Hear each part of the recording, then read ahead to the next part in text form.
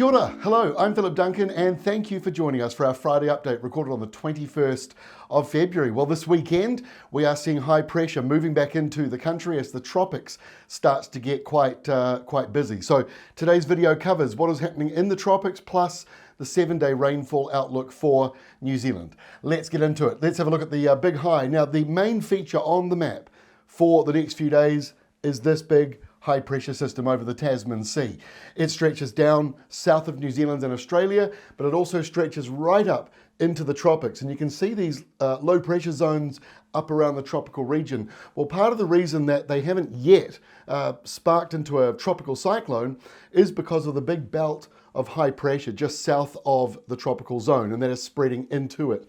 So you don't see as much of the dark purple shading, which is low pressure, not as much of that. So every time one of these lows tries to expand out, it runs into this yellow shading, and that is the higher pressure. And so you need low pressure to have sort of room to expand. Doesn't really have it, not at this stage. And that's the reason why New Zealand's pretty settled, but also why some of you have a slightly cooler airflow coming through for Friday.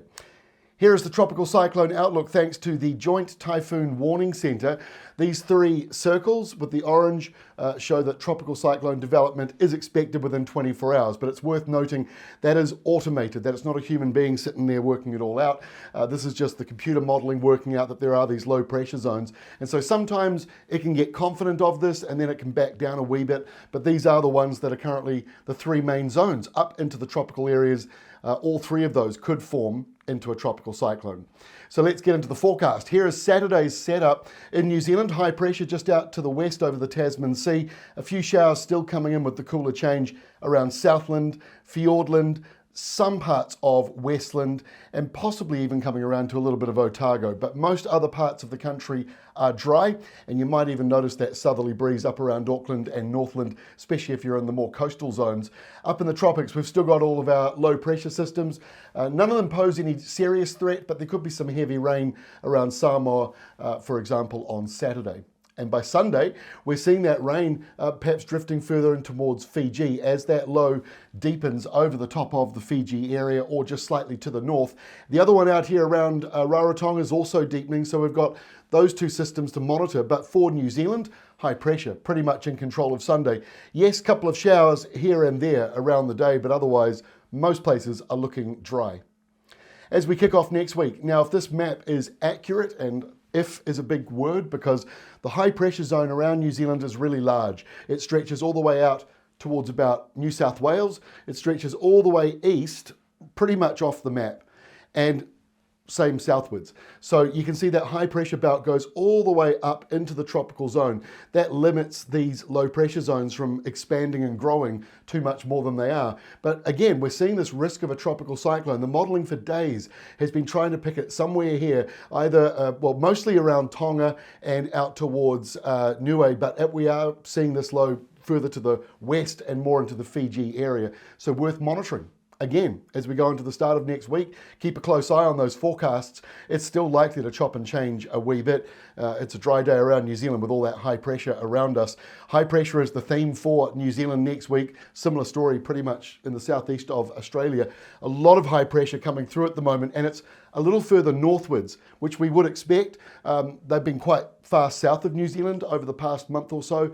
Now we're seeing them lift up further northwards. That's quite normal as we go further in towards autumn. We're not quite in autumn, but we're getting closer to it. So yes, possible tropical cyclone directly north of New Zealand on Tuesday next week. Also the risk of a tropical cyclone in the Coral Sea. Neither of those pose any serious threat to land based on the Tuesday updates, unless you live in Raoul Island, which is part of the New Zealand territory. Okay, so by Wednesday, the offshore storm from New Zealand remains offshore. There's a solid belt of high pressure crossing over New Zealand, but it stretches all the way from south of French Polynesia, over New Zealand, over the Tasman, over South Australia, and south over the Indian Ocean. So that's a long belt of high pressure. So you see one of those lows dropping down from the tropics to our northeast, the other one in the Coral Sea, because of that high pressure zone expanding back up into the tropical zone, that low is kind of stuck there for now. That's why you're not seeing it drop down southwards into the Tasman Sea. Not yet, anyway, but that is still possible, but not locked in. So here we are on Thursday. You can see that other low here from the tropics dropping south to our northeast. Doesn't pose a threat to land, but it might start to push back some swells. If you're a surfer, you might like the sound of that, pushing back into the northeastern corner of the North Island. Also, if you live in Queensland, keep an eye on that low. Could be forming a cyclone that comes inland. It's not locked in though, as I keep saying that repeatedly, because the high pressure belt in the Tasman Sea is the dominant force here, keeping New Zealand dry. And by Friday of next week, we're seeing that low around Queensland make landfall, if that actually happens. But that is the current thinking. As I've been saying all week, these lows can sort of bubble up and form and then sort of fade out or get directed into a different direction just thanks to something as small as an easterly breeze just blowing along for a few days. You also see this other storm still there to the northeast of New Zealand, so that exact tracking isn't totally locked in yet. Worth monitoring that one in the days ahead. And the final part for New Zealand, apart from a couple of isolated showers maybe around the North Island next Friday, the next system is a windy nor'wester ahead of what looks like a cold front and a cold change for Tasmania. That will then be moving over towards us. So that's a little bit of a sign of March weather coming, I think, as we start to look at that weather map. Let's get into the New Zealand detail as far as rainfall is concerned. On the New Zealand Drought Index map this week, a little bit of relief, and it's just a little bit coming in for Taranaki and the very western side here. The actual drought zone in that red shading has shrunk a very small amount, but the rest of it in the dry, very dry and extremely dry areas, they have expanded from the map we showed you last week. And obviously with the forecast I've just showed you, we are not expecting it to get any better. Here is the 7-day rainfall departure from normal. You can see those tropical lows producing heavier than usual rain. But look at New Zealand, look at Australia.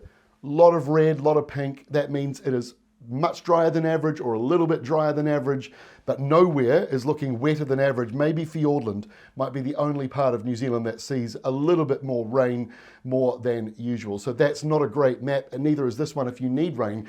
If you don't need rain and you're on holiday right now, this is perfect forecast for you. This is why some people, especially retired people, this is a great time to go away once the kids are back at school and everyone else is back to work.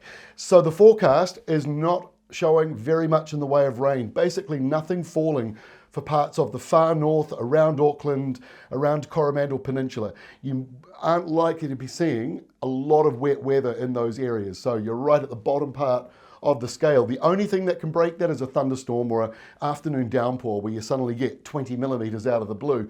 But otherwise, pretty much all of the country leaning much drier than average, just that area of rain over around Westland and Fiordland where you're getting maybe 40, 50 millimetres or so. And you can also see up here to the tropics around Fiji, Tonga, that line of very heavy rain. That is one of those tropical lows coming southwards, as is this big blob of blue around the Queensland area. So a lot of moving parts.